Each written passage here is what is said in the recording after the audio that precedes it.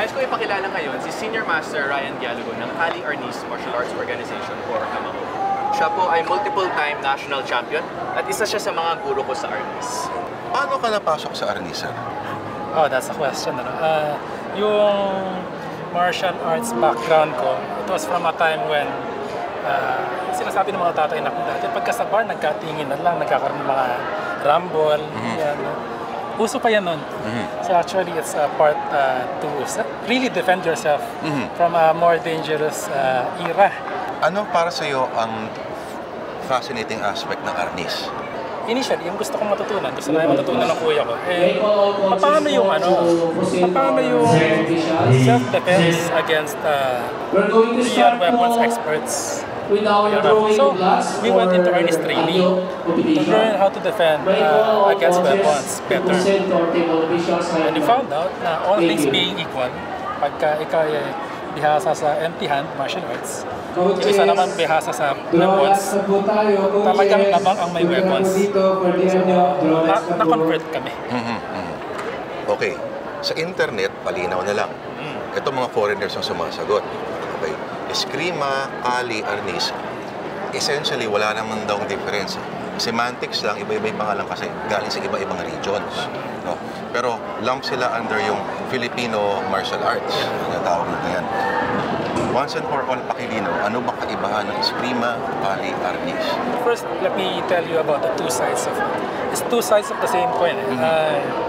Yung Eskrima, Kali, Arnis, ang isang argument dyan ay Arnis is from more or less Luzon, using a bolo or a similar bladed weapon. And then Eskrima, medyo parang espada ilaga pa yan eh. And medyo lighter sword na similar, you can use it for actually fencing or parang Zorro type of fighting. Skirmish, swashbuckle. And then the Kali, and mukhang southern term yan, sabi raw nila either a sword and shield or a very heavy sword that you need two hands to wield. Yun yung isang school of thought. Ang bottom line, hindi namin masabi kung ano talaga yung... Walang makakapagsabi. Walang makakapagsabi talaga. And sad to say, we can put a cap to it because yung ating mga records, wala talagang substantive actual written account. Sabi nila sinunog daw, Spaniards destroyed the records during their time. Or yung mga Filipinos hindi talaga marunong magsulat sa mga medium na tatagal. Like sa dahon ng lasinod daw, sa kahoy na nabubulok. Regardless, you can only theorize. Ang style niyo po, Master Ryan, ay yung Kamao style. Can you talk po about how that differs to other styles? Okay, so Kamao is an acronym for Kali Arnis Martial Arts Organization, which is also intended to... Now, why did we do that? Other instructors will teach their own style. After learning what they can, they'll put improvements and adjustments to it. What we did was we just made an acronym because we wanted to unify different styles and concepts without putting our name or brand to it. Gusto namin all-inclusive. At the same time, it will be unfair for all the masters or grandmasters that we studied from if we put a name to it, whether ours or one of the grandmasters lang. So it's not about the person, it's about, ano tawag dyan, school style? Well, it's an organization, it's a type of style, it's a movement or advocacy. So, Kamao is the MMA of FMA. Maybe just one of, pero proud kami din. Nag-incorporate ka ng ibang-ibang elemento talaga. But unlike a normal, unlike others na ini-incorporate na certain specific moves na, we're incorporating whole systems or styles. We actually have a foundation. It's like Kali Arnis Martial Arts Foundation. Ang purpose is to preserve, promote, and propagate Arnis. Kumbaga, parang preserve nyo by learning din the other martial arts. Yes, painstakingly preserving it by actual training, hindi lang mag-video. And so, it's an amalgam of different styles, Kamao. Pwede nyo itong, at least baka ba, I'm sure magpapavideo ka naman, sir. Mga fundamental na kaibahan lang ng Kamao style arnis sa pagkakaalam natin sa traditional na arnis? Sige. Movement pa agad. Aba. So actually, ito kasi traditional.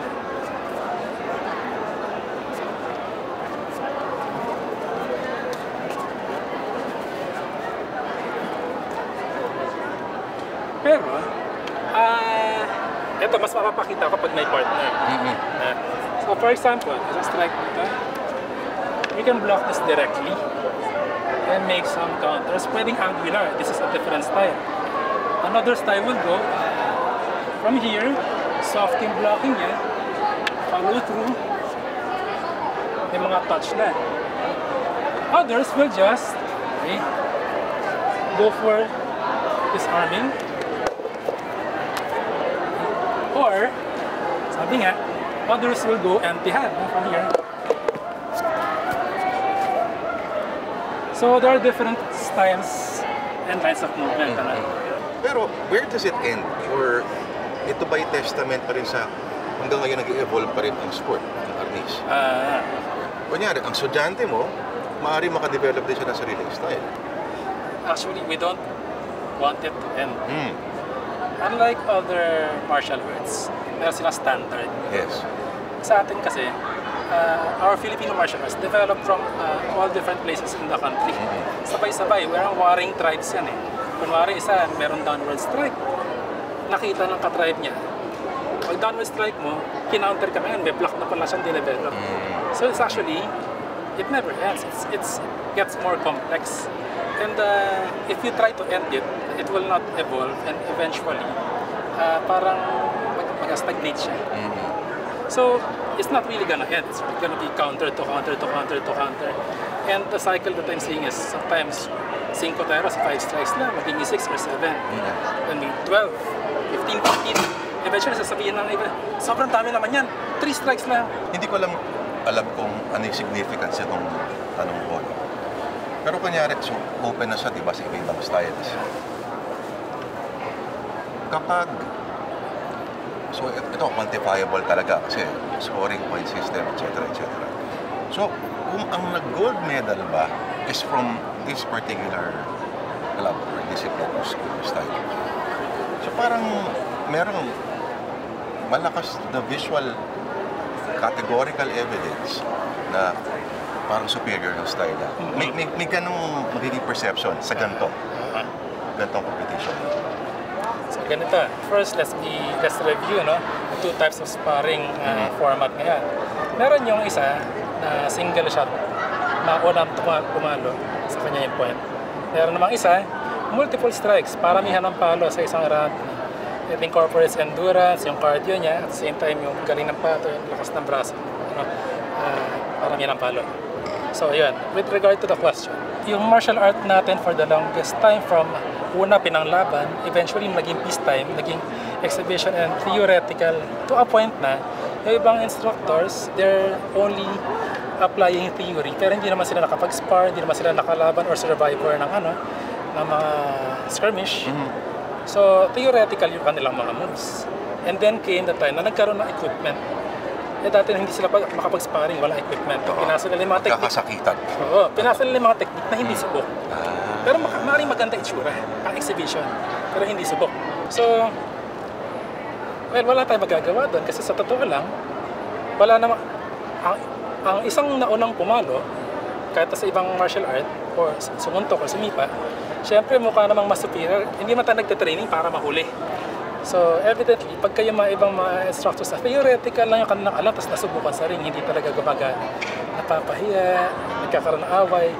Mas magaling kami, pero sige nga, subukan mo ganun. Dati nagpapaloan, ngayon, maganda, having used the ring. Yes. Now, nilagyan natin ng isa pang aspect. If you don't want the full contact sparring, merong exhibition. Pwede na kayo yan. Tingin nyo, medyo hindi effective, pero maganda itsura. Saan nyo kayo? So, we want to include everyone. Yes. Para walang left out. Ako, happy birthday, Master Ryan. Thank you, sir. Yes, hirap na, 25 years old na ako. Manunod ng Guns N' Roses. 25 years old na ako natuturo ng martial arts. Anyway. Thank you, sir. Thank you, sir.